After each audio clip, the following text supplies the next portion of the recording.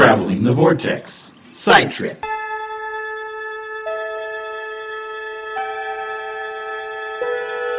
Space, the final frontier.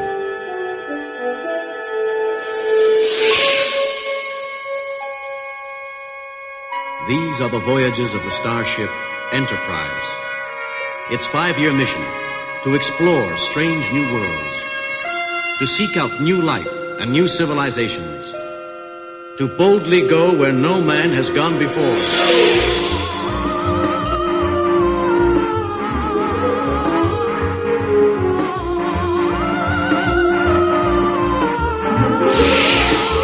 Hi, this is Shaun from Traveling the Vortex, and I wanted to welcome you today to my talk about Star Trek. We've had several requests from many of our listeners over the last year and a half that we've been doing Traveling the Vortex for some explanation and some insight into another universe, in this case, the world of Star Trek. As the humble but resident expert on the series, I thought I'd offer my 2 cents, and for what it's worth, hope to give you an insight into the series. Now, for some background information, for those of you that don't know, Star Trek was started in 1966, the brainchild of Gene Roddenberry. The show was pioneered as a wagon train to the stars. And what that meant was there was the show Wagon Train, which was an old Western and about a group of people that were, heading west into the new frontier. Star Trek was seen as to be the same type of show, a group of explorers heading into the great unknown. NBC picked up the show and started production. Little known outside the world of Star Trek is that it was actually co-produced by Desi Arnaz and Lucille Ball's studio. They were very big fans of the show. Obviously, Trekkers are moaning in disgust right now. It's like, dude, really? You had to tell that story. The show ran for 3 years on NBC to varying degrees of failure. Star Trek was never a ratings buster. It was never popular. It moved around the schedule quite a bit. It did not fare well in its time slots against any competition, and ultimately was unceremoniously canceled not once but twice by the powers that be. Now, that has obviously come to rue that decision, the executives, because Star Trek's gone on to obviously have a very long-lasting career. Star Trek is one of the cornerstones of science fiction. If you are a science fiction fan in general, you probably should be familiar with Star Trek, at least have a basic knowledge of the show. To my Doctor Who fans, it's a little different. Doctor Who is witty and kind of odd and has that whimsical quality to it. Star Trek generally takes itself a little more seriously, and they very much like to deal with weightier issues than perhaps Doctor Who. A lot of times you will find social commentary. Sometimes it is disguised under the guise of this science fiction entertainment, and sometimes it's very blatant and hits you in the face. But for the most part, the show's entertaining.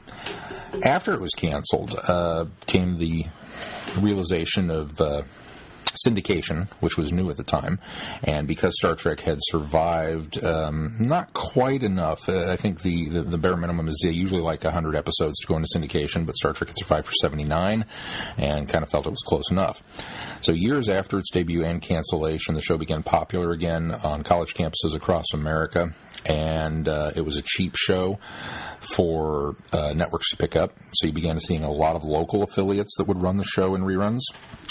And it kind of found a new audience in the 70s, long after it had been canceled. That led to an attempt at a second television series, as UPN, or the Paramount Network, would have been the fourth major network. This was back in the days before Fox, so it was just ABC, CBS, and NBC. And Paramount was interested in starting a new television network, and they were going to have what was called Star Trek Phase 2 at the heart of their syndication programming schedule. It did not fly. The network did not wind up moving forward. But because they had already commissioned scripts, sets, costumes, and rehired a bunch of the actors to attempt to move forward on this, Paramount made the decision, in no small part based on the success of Star Wars in '77, that they would move forward with a movie. Star Trek the Motion Picture was launched and began a trend of successful film franchise. There have been 11 Star Trek films to date since 1979, the most recent being the pseudo-reboot by J.J. Abrams in 2009? God, I'm showing my age now. I don't remember when that one came out most recently. 2 years ago. 2009. So, and another one's on the way. People ask me why I like Star Trek, and the message was always hopeful. Star Wars was my gateway drug. I was very big into Star Wars. I loved Star Wars as a kid, and as I've said before, the first time I saw it at the Chief Drive-In here in Topeka. So we were outdoors at night, and Star Wars filled this, to what was a 6-year-old, this massive screen. I mean, it blotted out the sky, and because it was on a drive-in, anything that the screen didn't fill, the sky took up. So when that Star Destroyer passed overhead, it really felt like you were in the midst of this, something impressive. That started my fascination with sci-fi, and I began to devour just about everything I could get my hands on. Anything that was popular at the time, other movies, including Close Encounters of the Third Kind, The Black Hole from Walt Disney, and Star Trek. Now, my first exposure to Star Trek was not the television series. It was not the movie. It was actually the animated series that Filmation produced in 1973 or so. It ran for 22 episodes, featured the original voice cast, and it's done very much in the early Hanna-Barbera kind of talking head animation, where anything we can do to not animate this would be best. Which, ironically, really kind of seemed to fit Star Trek's format. There's a lot of deep discussion in this children's science fiction show.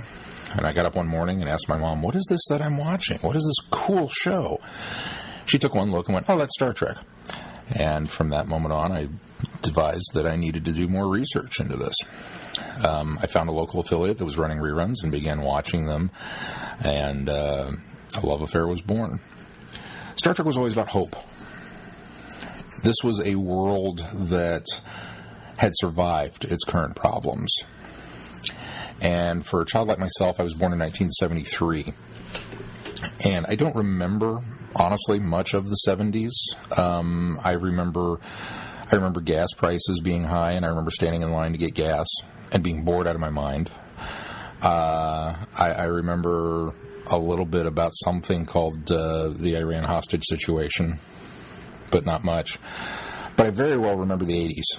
And if you're like me and a child of the 80s, you remember the threat of nuclear war being a very real threat. It's almost laughable today because the threat seems to have turned into this terrorist worry, or this idea of one madman with a bomb. Which is, not that it isn't scary, but it is a different feel than to have a nation state, as the Soviet Union was in the 80s, that for whatever reason had such different ideology than the rest of us that it was a genuine concern that our leaders were really poised with fingers on the button. And there's a whole nomenclature. Finger on the button doesn't necessarily hold the same weight now that it did then. And so there's a lot of people maybe that, Star Trek's going to come across as hokey. But not because it was a product of its time, but because I'm a product of my time. Living in that kind of environment and growing up in that and being afraid, not necessarily constantly living in fear, but just knowing that today's the day the world could end. Today's literally the day the mushroom clouds could sprout, and this would be it. It was just something you had. It was just something you dealt with in the back of your mind. And so to have a show like Star Trek come along and show us a future that was not only possible to reach, but seemed somewhat probable, that we would survive this, that we would move on, that we would put aside our differences and move out into the stars. That was a great source of hope to me as a kid. Star Trek was very much about acceptance. It didn't matter if you were black or white or yellow or green. You were welcome here.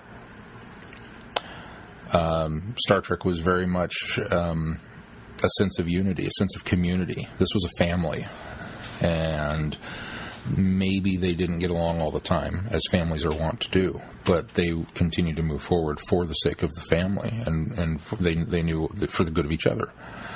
And the original series always had that sense of mischievous fun. There were many episodes where tongue planted firmly in cheek. They would go forth.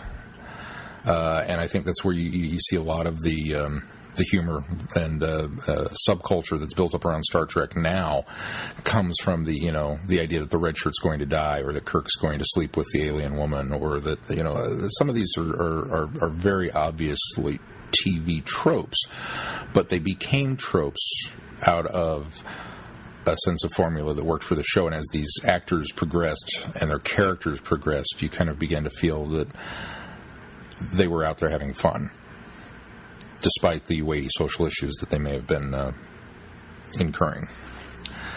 Obviously, Star Trek was popular enough to spawn some numerous television shows. We had Star Trek The Next Generation, Star Trek the Animated Series previously, which I had mentioned, Star Trek Deep Space Nine, Star Trek Voyager, and the newest Star Trek Enterprise. So there are 5 television series, 6 if you count the animateds, that are out there. And the sheer episode count can be a little daunting for new people.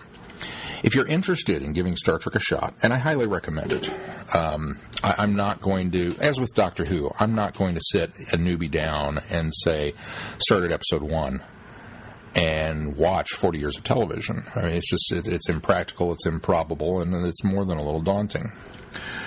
But I've put together my top 10 list of the original series in hopes that this will kind of be your gateway. And I do think you should start with the original series. I think Star Trek as a whole is a fun franchise. I think it's an institution. And I think it is not necessarily one of those that got better with age. As the shows went on and the new series came out, they began to fall into what I felt was kind of a creative trap. They had many of the same writers and executive producers on the newer series as, they just kind of carried over from one to the next to the next. And for my money, the episodes begin to feel a little stale. I will say that with the caveat that I still haven't finished all of the new series. I know, big Star Trek fan that I am. I have not seen the end of Deep Space Nine, even though it's probably my favorite among the shows. I've not seen many of the episodes leading up to the end of Voyager, although I've seen the end of Voyager. And as of yet, I haven't watched the end of Enterprise. Part of that comes at a time when there was just a gluttony of Star Trek on. It almost felt like there was too much going on at the same time. And part of it was just a life intrusion into things that I enjoy. I wasn't always able to sit down and do what I wanted with them. But one of my favorite things is to introduce new people to things, and I'm looking forward to sitting down with Mel and watching these. And we've watched all of the original series. We've watched all of the animated series. We're actually in the process now. Technically, there's a 7th show out now, 7th series, called Star Trek Phase 2 or Star Trek New Voyages, where it's a fan-based production that has kind of picked up the mantle to continue the Enterprise's original 5-year mission in a Season 4, and hopefully eventually Season 5. They built a set in their garage, and they, hire actors as can be, and wound up getting a very generous donation of time and effort from folks in the special effects community in Hollywood, who said, "Yeah, we'll put your special effects in there." The show's produced with a budget of, literally, they have $1 million an episode in special effects. And it looks fantastic. It very well matches up with, what we've seen on Star Trek. And, even despite the fact there are new actors playing, the roles of Kirk and Spock, it feels right. And I think that's the most important thing. The spirit is there. And so while the letter of the show may not be, the spirit is there. And we've enjoyed those immensely, too. But I'm looking forward to getting her into some of the others. But for those of you who are kind of interested, now, when you talk original series, there are several top 10 lists that kind of circulate around, and most of them are the same. Most of them wind up being very, very, very in line with what the fans kind of say this is what you should do. Mine doesn't vary too much from that, although I think my number one will surprise some longtime fans of Star Trek because it's not the number one that most people would pick. Number 10, we'll go backwards in order so that there's some suspense. Where No Man Has Gone Before.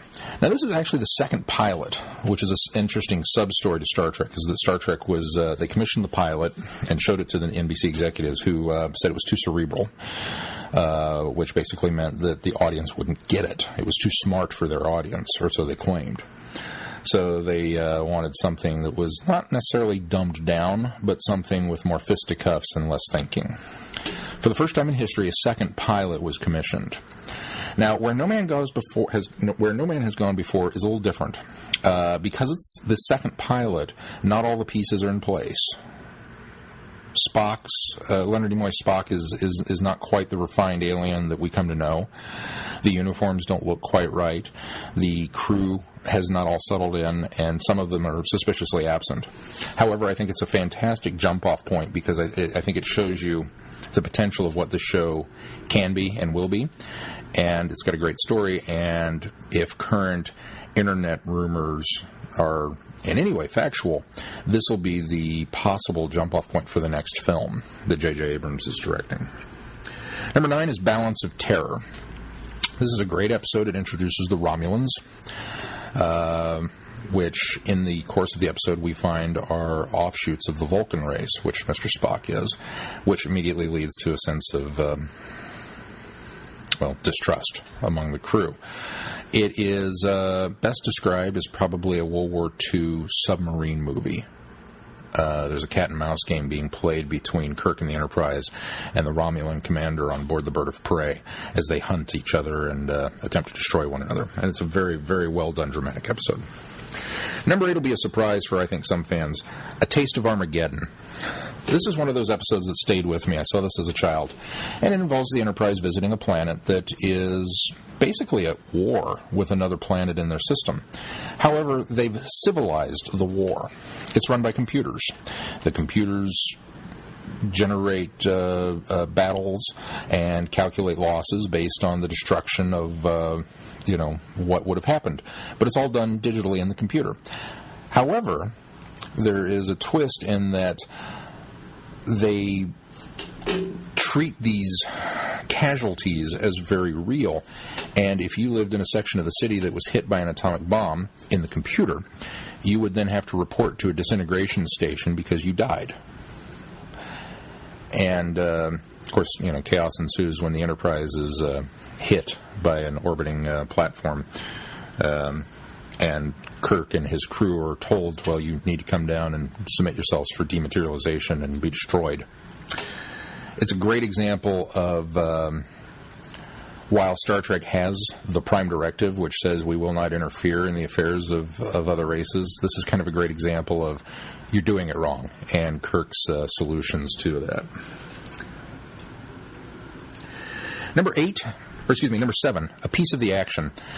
This is a very fun story. It's played for laughs, tongue planted firmly in cheek, and a lot of fun about a starship that visited a planet and left behind some books on agriculture and how to improve your species and your society and things of that nature. One of the books they left behind was a retrospective on Chicago mobs in the 1920s in Earth. The Planetary Society decided to model their society after this book, and so the crew beams down and finds Chicago mobs because this is the book. This is what they think society should be based on. And it's a very interesting what-if premise. It's also a lot of fun. Number 6, Amok Time. This was really the first one to showcase Leonard Nimoy's Mr. Spock and give him some much depth of character. he became kind of a runaway hit on the show, and with his alien presence, which interestingly enough was one of the things NBC was originally concerned about. They thought with his pointed ears he would look very devilish and probably not play well on conservative television of the time. Amok Time, we reveal the idea that Vulcans go through a ponfar, a burning, almost insanity mating season every 7 years, and Spock's time is now, and he has to go home to take care of business and the things that ensue from that. Very well done episode. It also features some of the more famous set pieces. Kirk and Spock have a battle, which has been spoofed many times in movies since, probably most notably by Jim Carrey in The Cable Guy. That comes from this episode. Number 5 is Space Seed. Now, Space Seed is kind of the big one. This is the one that Ricardo Montalban stars as Khan, a product of late 20th century genetic engineering who escaped into space after ruling 1/4 of the Earth in the eugenics wars, which was a time of tyranny and oppression. They don't necessarily realize at first that this is Khan, this one and the same, and he attempts to take over the Enterprise and kill Kirk. It set the stage for what is arguably the best of the Star Trek films later, Star Trek II: The Wrath of Khan. Needs to be seen. Number 4, Mirror, Mirror. Every science fiction show worth its salt has done an alternate universe story, where our heroes wind up in a dimension that's slightly different from our own, a parallel world. Even Doctor Who's done it with Age of Steel, Rise of the Cybermen. Mirror, Mirror is arguably the best of any of these stories. It is not a parallel universe per se, but an opposite one, in which a transporter malfunction sends the crew into this alternate universe where the Federation is not a peace-loving exploration, but a savage dictatorship bent on destroying anybody who gets in their way, and their attempts to escape this universe. Again, became one of the huge science fiction tropes. Leonard Nimoy's Mirror Spock sports a goatee, and so from this day forward, anytime you have an evil twin, it must have a goatee. Number 3, The Trouble with Tribbles. Now, this is one that's normally at the top of people's lists, depending on how their sensibilities lie. It is also played for fun about an accident that unleashes a series of furry little critters all over the Enterprise. It's a difficult one to describe. You have to see it in order to really appreciate it. It is very funny. It's filled with humor, and a lot of it's not overt, which is one of the things I really appreciate. Watch the scene where there was a fight between Kirk's crew and the Klingons, and when Kirk is interrogating Scotty to find out what happened. That particular scene is among my favorites. Number 2 on my list is The City on the Edge of Forever. Now, this is the other one that's normally at the top of people's lists, if you like your Star Trek a bit more serious and dark, as opposed to the lighthearted Trouble with Tribbles. It was written by Harlan Ellison, obviously a giant in the science fiction literary sense, and deals with a time machine. Dr. McCoy inadvertently is injected with an overdose of a drug which drives him insane. He escapes into this time machine and does something in the past which obliterates all of the crew's history. There is no Federation of Planets. There is no Starship Enterprise. There is nothing. Kirk and Spock travel back in time to find him and stop him from doing whatever he has done. And it results in one of the most gut-wrenching endings in television history. My humble opinion, but it's there. Which leaves number 1. Now, my number 1 pick, I think, is on many people's top 10 list, but I doubt many people would put it at the very top. The Doomsday Machine. This, to me, is quintessential Star Trek. It is my all-time favorite episode. Now, having said that, there are episodes on this list that are better. There are episodes on this list that are funnier. There are episodes on this list that are probably better written, better acted, better performed, however you'd like to put it. This episode, for me, is Star Trek. This is what it's all about. There's a destroyed, crippled starship that the Enterprise stumbles upon, commander-driven insane, an entity that has destroyed his ship and killed his crew, and the Enterprise is next.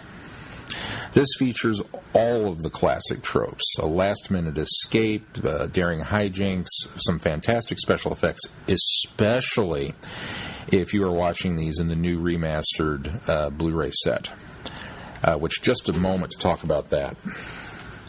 When they announced they were going to remaster and create a Star Trek Special Edition, I was not sure how I felt about it. I was very on the fence. Obviously, George Lucas's special editions of Star Wars have kind of polarized the fan community, and a lot of people aren't sure whether they liked them or not. Paramount announced they were going to do something very similar with the original Star Trek episodes. They went back, they remastered them, they cleaned them up, but then they tinkered with or improved upon all of the visual effects shots. Or at least a large majority of them. Now, 99.9% of these shots have been massively improved. These are the shots that there is no doubt in my mind the effects company would have done had this technology existed at the time in 1966, 66 through 69. Again, the spirit of what was going on is there. Maybe not to the letter, but definitely in thought. This is how this should have turned out. I have a very, very, very small handful that I disagreed with. Not that they were cringe-inducing. None of these are going to be the blatant mistake of, Greedo shooting first. But again, I have zero complaints. These are phenomenal. If you were to find these on Blu-ray, I highly recommend them. And if you've been on the fence as a fan trying to decide whether or not it was worth it, yes, it is. And the main reason behind that is the Blu-ray set puts forth, you get basically 4 versions of the episode. You get Star Trek on Blu-ray in high def with the special features of the new effect sequences. You get the original, uncut, as aired episode in high def, and then you get both versions in standard def as well. So that to me is totally worth the price of admission right there. But Doomsday Machine is an unbelievable piece of television. It's got fantastic music. Again, one of those scores that's used throughout the series, but this is where it originated. It's got fantastic performances, and William Shatner in particular is at the top of his game in this one. 2 honorable mentions to my list. These are great episodes, but just not ones that I felt like I could honestly put in the top 10. Devil in the Dark, which is William Shatner's favorite episode and deals with a creature that is killing off miners. It's a fun episode. It's really well done. It's very good. Just not quite in my top 10, but also very deserving of a look. And then a surprise to a lot of people, I'm sure, the Galileo 7. This is one that's kind of almost lampooned and ignored by the Star Trek community at large because they just don't consider it to be a very good episode. I think it's a wonderful character piece, especially between Kirk and Spock and the decisions that they make. Spock's leading an away team. His shuttle crashes on this hostile planet filled with gigantic apes. They are under fire and under threat for every minute. Meanwhile, Kirk is being pressured to abandon the search for his first officer and friend because they have a plague situation that is demanding of their time elsewhere. So I think it's a very worthwhile episode. Again, especially with the new effects sequences on the new Blu-ray set. They've really generated some masterful work there. That's going to be it for this. I hope you've enjoyed listening to me prattle on about Star Trek for half an hour. If this gets some good feedback, maybe I'll do another one and kind of point you in the world of some Next Generation or Deep Space Nine gems, but I wanted to focus on the original series for now and hopefully generate some new fans out of this. As always, if you have any questions, comments, things that you liked, things that you didn't, things that you disagreed with me on, feel free to send us some feedback. You can reach me at Shaun, S-H-A-U-N, at travelingthevortex.com. You can also visit our Facebook page, which is, Facebook.com/Traveling the Vortex. You can reach me on Twitter, where I am at Vortex Shaun. Yes, at Vortex Shaun. I forget sometimes where I am. And you can also reach us through www.travelingthevortex.com, which is our Doctor Who site, not a Star Trek site, but a Doctor Who site. And there's a link where you can click, and there's a Google voicemail number as well as other things under feedback. So I hope that you have enjoyed this. I had fun telling you about it. And hopefully we will see you again on the podcast.